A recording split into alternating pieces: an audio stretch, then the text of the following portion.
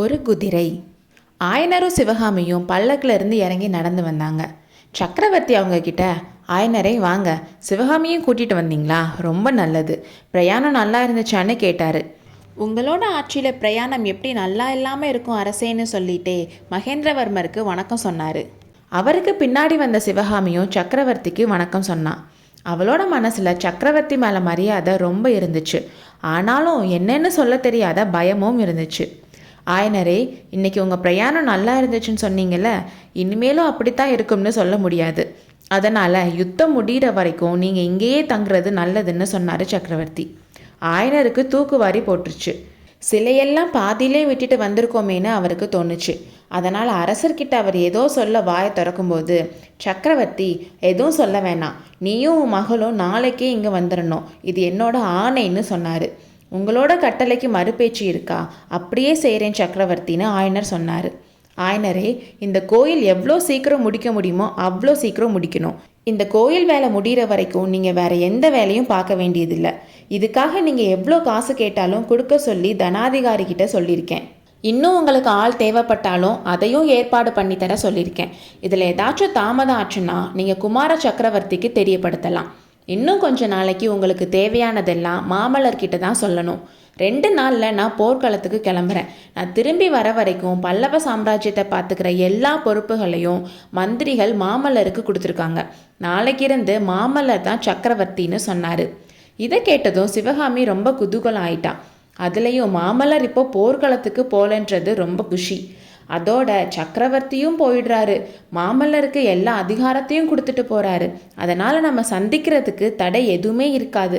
தாமரை குளக்கரையில் மாமல்லரை சந்தித்து பேச போகிறத நினச்சி சிவகாமியோட மனசில் ஏற்பட்ட சந்தோஷம் அவளையும் அறியாமல் அவளோட முகத்தில் புன்னகையாக வந்துச்சு.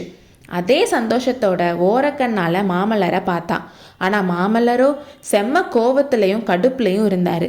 அவர் சிவகாமியை திரும்பி பார்க்கவே இல்லை. அவளும் 2-3 தடவை பார்த்தா. ஆனால் அவள் பக்கம் கூட திரும்பலை. தான் வந்தது பிடிக்கலையோன்னு நினச்சி அவள் கண்ணில் கண்ணீர் தேம்புது. அவள் உடனே அங்கிருந்து ஒரு பாறை பின்னாடி போய் நின்றுக்கிட்டான். ஆனால் நரசிம்மரோட மனநிலை உண்மையில எப்படி இருந்துச்சு? அவர் கோபமாக தான் இருந்தார். ஆனால் யார் மேலேன்னு நமக்கு தெரியாது. நரசிம்மருக்கே அது தெரியாதப்போ நமக்கு எப்படி தெரியும்? சிவகாமியை பல்லக்கில் பார்த்ததுமே அவர் அளவில்லாத குதூகலமாயிட்டார். பல்லக்கில் இருந்து சிவகாமியோட கையை பிடிச்சி இறக்கி விடணும்னு அவருக்கு ஆசையாக இருந்துச்சு. ஆனால் அது நடக்காதுல்ல. அதனால் அந்த ஆசை கோபமாக மாறுச்சு. உடனே அந்த கோபம் எல்லாத்து மேலேயும் வந்துச்சு. நம்ம ஏன் அரண்மனையில் பிறந்தோம்? ஒரு ஏழை சிற்பியோட மகனாக பிறந்திருக்க கூடாதான்னு நினச்சாரு. அவர் போர்க்களத்துக்கு போகலன்னு சக்கரவர்த்தி சொன்னதும் சிவகாமி சந்தோஷப்பட்டது அவரோட கோபத்துக்கு தூபம் போட்ட மாதிரி ஆயிடுச்சு. போர்க்காலத்துக்கு போகாமல் அரண்மனையில் உட்காந்துருக்கிறது அவமானம்னு அவளுக்கு தெரியல. போலனாலும் அவளையாவது பார்க்க முடியுமா? அதுவும் முடியாது. கோட்டையை விட்டு வெளியே வரக்கூடாதுன்னு சக்கரவர்த்தி வாக்குறுதி வாங்கியிருக்காரு. இதெல்லாம் தெரியாமல் சிவகாமி சந்தோஷப்பட்டுட்டு இருக்கான். இப்படிலாம் நரசிம்மர் நினச்சிட்டு இருக்கும்போதே சக்கரவர்த்தியும் ஆயனரும் பேசிட்டு தான் இருந்தாங்க. அப்போ ஆயனர் முழிக்கிறத பார்த்துட்டு, ஏதாச்சும் கேட்கணுமா ஆயனரேன்னு சக்கரவர்த்தி கேட்டார். அவர் தடுமாறி, எனக்கு ஒரு குதிரை வேணும்னு கேட்டார். குதிரையா? குதிரை வேணும்னா கேட்டீங்க? அதை விட நீங்கள் என்னோட உயிரை கேட்டிருக்கலாம். பெரிய யுத்தம் வருதுன்னு உங்களுக்கு தெரியாதா? தினம் தினம் எத்தனை தூதர்கள் நாலா பக்கமும் போக வேண்டியிருக்கு. குதிரையை தவிர வேற ஏதாவது கேளும்னு சக்கரவர்த்தி சொன்னார். சக்கரவர்த்தி இப்படி பேசி ஆயனர் பார்த்ததில்லை. அதனால் அவர் மிரண்டு போய் நின்றுட்டு இருந்தார். ஓ, உனக்கு குதிரையை தவிர வேற ஒன்றும் வேணாம் போலிருக்கே. பல்லவ சாம்ராஜ்யத்தோட மகா சிற்பி ஒரு குதிரையை கேட்டார். அதை மகேந்திர பல்லவன் கொடுக்கலன்ற பழி சொல் எனக்கு வேணாம். ஆனால் எதுக்காக குதிரை வேணும்னு சொல்லுங்க. நீங்களும் சிவகாமியும் பிரயாணம் செய்கிறதுக்கு பல்லக்கும் அதை தூக்குறதுக்கு ஆட்களும் இருக்காங்க. அப்புறம் எதுக்கு குதிரை? அரசே, ரொம்ப முக்கியமான காரியம்னால தான் கேட்டேன். ஆனால் அதனால் யுத்த காரியங்கள் தடைப்படுற மாதிரி இருந்துச்சுன்னான்னு ஆயனர் நிப்பாட்டினார். அந்த முக்கியமான காரியம் என்ன? எனக்கு சொல்லலாம்ல. இல்லை ஏதாச்சும் ரகசியம் ஆயனரே? பிரபு, ரகசியம்தான். ஆனால் நீங்கள் தெரிஞ்சுக்க கூடாத ரகசியம் இல்லை. அஜந்தா வர்ண சித்திரங்களோட ரகசியத்தை தெரிஞ்சுக்கணும்னு எவ்வளவோ தடவை நம்ம பேசியிருக்கோம்ல. அந்த ரகசியத்தை தெரிஞ்ச ஒருத்தர் நாகார்ஜுனா மலையில் இருக்க புத்த விகாரத்தில் இப்போது இருக்காரு. இதை முன்னாடியே ஏன் சொல்லலை ஆயனரே? அவ்வளோ முக்கியமான காரியம்னு தெரிஞ்சிருந்தா நான் ஒன்றும் சொல்லியிருக்க மாட்டேன்ல. அஜந்தா சித்திரங்களை நேரில் போய் பார்த்துட்டு வரணும்னு ஆசையில் மாதாவி புலிகேசி கூட நட்பு வச்சுக்கலாம்னு கூட யோசிச்சு வச்சுருந்தேன். அதெல்லாம் பகல் கனவாக போயிடுச்சு. போனால் போகட்டும், குதிரை கண்டிப்பாக தரேன் ஆயனரே. குதிரை மட்டும் போதுமா, இன்னும் ஏதாச்சும் வேணுமா? பிரயாண அனுமதி சீட்டும் வேணும் அரசே. இந்த காரியத்துக்கு யாரை அனுப்புறதா இருக்கீங்க? நீங்களே போக போறீங்களா? எனக்கு குதிரை ஏறவே தெரியாது அரசே.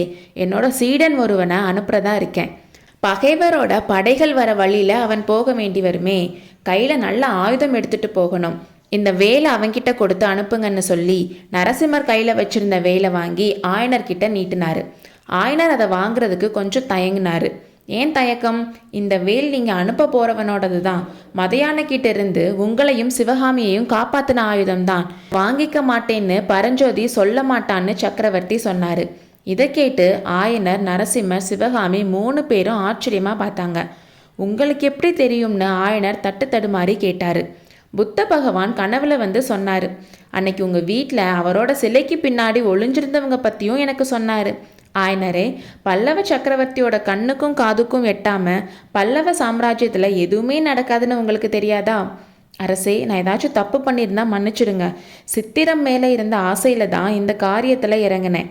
ஆயனரே, அஜந்தா ரகசியத்தை பற்றி தெரிஞ்சுக்க உங்களுக்கு எவ்வளோ ஆசையோ அதே அளவு எனக்கும் இருக்குது. தாராளமாக பரஞ்சோதியை அனுப்பி வைங்க.